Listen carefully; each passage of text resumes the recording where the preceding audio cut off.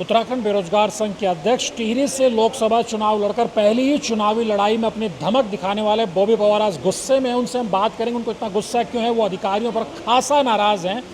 बॉबी पवार जी, इतना गुस्सा क्यों? अभी आपने प्रेस कॉन्फ्रेंस की, मैंने सुना कि अगर अधिकारी नहीं सुधरेंगे, पहले उनको सुधारने की 1 चेतावनी देंगे, 2 चेतावनी देंगे, 3 चेतावनी देंगे, लेकिन नहीं सुधरेंगे तो फिर उनको, चाहे उनको फिर माला पहनानी पड़े, यानी किसी भी तरीके से फिजिकली उनको एक तरह सुधारने की कोशिश करेंगे। इतना गुस्से में क्यों है बॉबी पवार आज?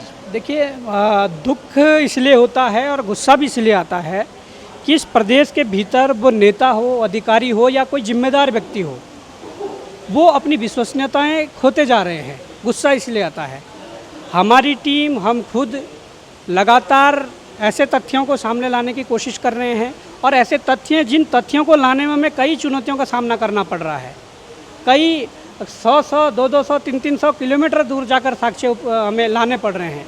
हम उन साक्ष्यों को लाकर किसी जिम्मेदार अधिकारी के पास उनके चरणों में वो फाइल रखते हैं कि ये चीज़ें गड़बड़ हुई है और इस पर कार्रवाई होनी चाहिए।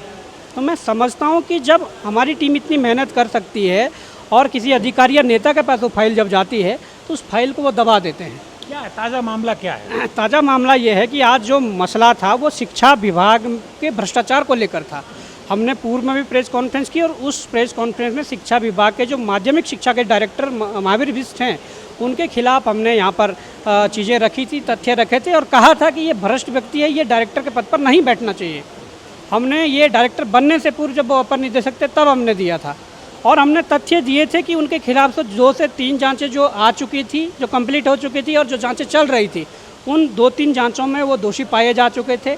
हमने इसलिए कहा था, माध्यमिक शिक्षा जाकर हमने मुख्य गेट पर हमने बड़ा पोस्टर भी चिपकाया था कि भ्रष्ट अधिकारियों को बाहर करो, केवल विभाग की आंखें खोलने के लिए, पर उन्होंने वो आंखें नहीं खोली और इस प्रकार की चीज़ें चलती रही। विभाग के मंत्री धन सिंह रावत ने उन्हें डायरेक्टर बना ही दिया, जबकि उनके खिलाफ चार्जशीट हो चुकी थी और उस चार्जशीट के माध्यम से जेल जाना था, पर उन्होंने बचाया और कर दिया। पर जब ऐसी कोई सुनवाई नहीं हुई तो हमने तो बड़ी मेहनत से वो तथ्य इकट्ठे किए थे, तो हमें माननीय उच्च न्यायालय नैनीताल जाना पड़ा और एक जनहित याचिका अपने नाम से हमने डाली और जब डाली तो वहाँ पर जब सुनवाई हुई तो आज ही सुनवाई, उसमें फाइनल डिसीजन हुआ और कोर्ट ने सरकार को इतनी लताड़ लगाई है, कहा है कि ऐसे भ्रष्ट अधिकारियों को पद पर बैठने की कोई ज़रूरत नहीं है, बिठाने की कोई ज़रूरत नहीं है। आप इनसे जूनियर अधिकारी को बिठा सकते हैं पर ऐसे भ्रष्ट अधिकारियों को नहीं, जिनके ऊपर संगीन मामले जो दोषी बन चुके हैं। ये तो बहुत अच्छी बात है, अदालत ने अच्छा फैसला दिया, जो चीज़ आप उठा रहे थे उसी का पक्ष में कहा, लेकिन फिर आज आपने कहा कि थोड़ा सख्ती भी करेंगे, मतलब इनके साथ इनको माला, जूतों की माला पहनाएंगे। ये क्या गुस्सा, इतना गुस्सा क्यों है? कानूनी लड़ाई भी आप लोग लड़ सकते हैं। ये तो हमने पिछला ब्रीफ किया है और यहाँ पर उसके बाद जो दूसरा मसला शिक्षा विभाग का था, इन्होंने क्या करा, जो युवाओं के भविष्य को बेचने की जो परिपाटी इन्होंने शुरू की थी, पेपर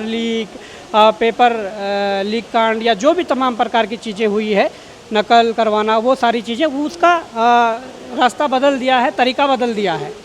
इन लोगों ने यहाँ के युवाओं के भविष्य को बेचने के लिए बाहरी एजेंसियों का जमावड़ा शुरू कर दिया है, आउटसोर्स एजेंसियाँ। और मैं ये कहना चाहता हूँ कि आज जो हमने मसला लाया था वो प्रदेश में 1000 कुछ पदों पर बीआरपी और सीआरपी के महत्वपूर्ण पदों पर नियुक्तियां होनी है और वो महत्वपूर्ण पद इसलिए हैं कि उनके अंडर में कई स्कूल आएंगे और जब उन पदों पर नियुक्ति करने वाली एजेंसी के चयन प्रक्रिया में ही इतनी बड़ी अनियमितताएं होगी, गड़बड़ियां होंगी, तो आप अंदाज़ा नहीं लगा सकते कि भर्ती में कितनी बड़ी अनियमितताएँ और गड़बड़ियाँ होंगी।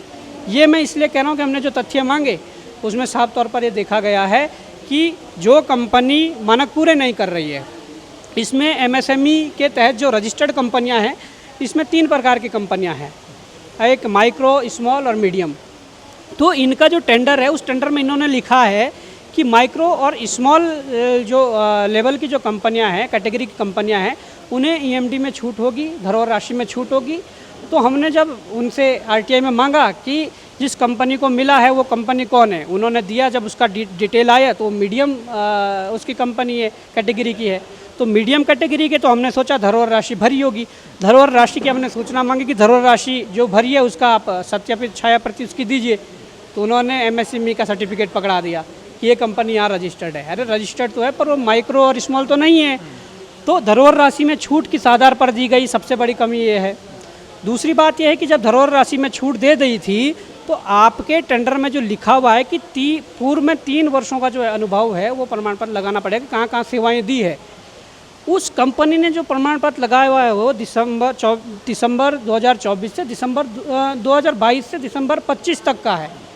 मतलब आपका अनुभव अभी पूरा नहीं हुआ है 3 साल का, और आपको यहाँ पर एडवांस में लगा दिया है।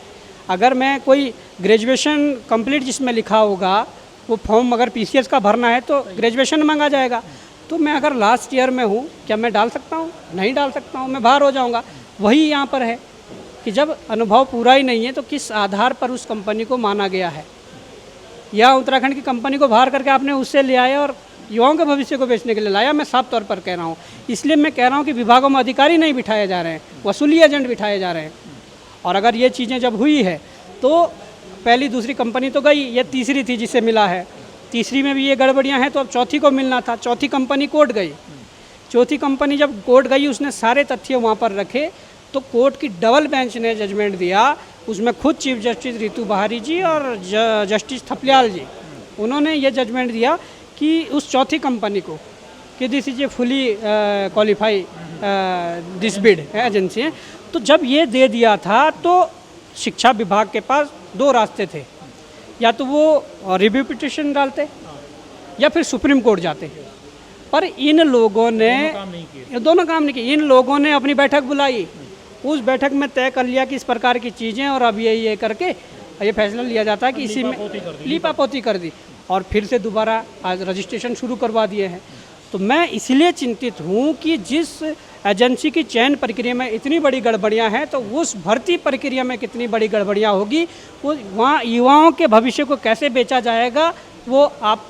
तो फिर आपने कहा कि अगर ये नहीं समझेंगे तो पहले समझाएंगे, फिर इनको जूतों की माला पहनाएंगे। देखिए सर, ये इसलिए है कि मैंने आपको अभी भी कहा है कि हमारी टीम बड़े ईमानदारी और बड़ी मेहनत के साथ तथ्यों को इकट्ठा करती है, और वो तथ्य कुमाऊं के लास्ट कोने से लाने हो, उत्तर प्रदेश के जिलों से लाने हो, हिमाचल के कोने से लाने हो, उन तथ्यों को इकट्ठा करने में दौड़ लगाती है, मेहनत करती है, संघर्ष करती है। और उसके बाद रिजल्ट 0 होने का मतलब है हम तो अपनी पूरी मेहनत 100% देते हैं, सब कुछ खुलासा कर देते हैं, अधिकारियों नेताओं के पास ले जाते हैं, और वहाँ पर वही ढाक के 3 पात। कार्रवाई क्यों नहीं होती है? क्योंकि इन लोगों ने वसूली एजेंट बिठाए हुए हैं। कार्रवाई इसलिए नहीं होती है कि वो जो वहाँ से कमाई करके दे रहा है वो उसमें 20% अपना रख रहा है तो 80% ऊपर पहुँचा रहा है। तो इसलिए हम एक्शन लेंगे। देखिए, हमने अपने संस्कारों के तहत, लोकतांत्रिक तरीके के तहत हमने लड़ाइयाँ लड़ी और फिर भी लड़ेंगे, ऐसा नहीं है, लड़ाइयाँ लड़ेंगे। परंतु वास्तव में हमारा जो गंभीर मंथन, जो चिंतन हुआ है हमारी टीम ने समय समय पर, जब इस प्रकार की निराशा हाथ लगी है तो तब से ये चीज़ें चल रही थी, और हमने फाइनल डिसीजन लिया ही है कि एक ऐसी टीम उत्तराखंड बेरोजगार संघ की बनेगी कि जिसमें अधिकारी के द्वारा गलती हो जाती है, जानबूझकर गलती कर देता है, भ्रष्टाचार कर देता है, उसको 1 बार 2 बार 3 बार सूचित किया जाएगा कि यहाँ से ऐसा हुआ, आप सही कर दीजिए। जो अधिकारी सही करने में उसमें सफल नहीं होगा या उसके नहीं करना चाहेगा तो उसके खिलाफ, अगर लोकतांत्रिक तरीके से वो नहीं मानता है तो दूसरा रास्ता भी, वो भी हमारा एक हिसाब से देखा जाए तो आंदोलनों का पुराना लोकतांत्रिक तरीका है। मुंह काला करना, जूतों की माला पहनाना, जनता के बीच में खींचकर उसको उस प्रकार से वो करना, वो भी लोकतांत्रिक तरीका, पुराना तरीका और आंदोलनों का तरीका है, वो अपनाया जाएगा।